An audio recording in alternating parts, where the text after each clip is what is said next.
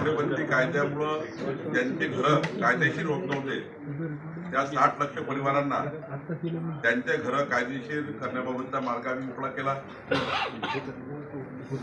येणेमध्ये सनद नावाचा एक डॉक्युमेंट असायचं, ज्या डॉक्युमेंटसाठी लोकांना घरं बांधताना, औद्योगिक विकास करताना, व्यावसायिक विकास करताना अडचणी तयार व्हायच्या।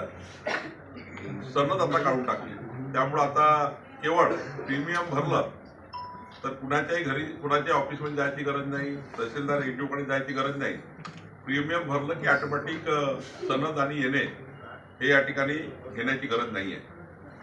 हा निर्णय जवळपास या राज्यातल्या सर्वच औद्योगिक, कॉमर्शियल आणि रेसिडेन्शियल यूज करणाऱ्या त्या आरक्षणाच्या मध्ये असलेल्या लोकांना याचा फायदा होणार आहे। खरं तर पुढच्या काळामध्ये अनेक गोष्टी आम्ही करण्याचा विचार करतोय।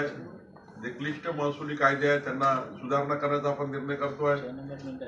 शेतकऱ्याच्या शेतात पांधन रस्ते बांधकामाकरता मुख्यमंत्री बळीराजा पांधन रस्ते योजना आम्ही आणलेली आहे।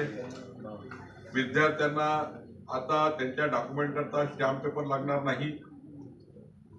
कुठलाही डॉक्युमेंट काढताना विद्यार्थ्यांना caste certificate, validity certificate, domicile certificate कुठलाही डॉक्युमेंट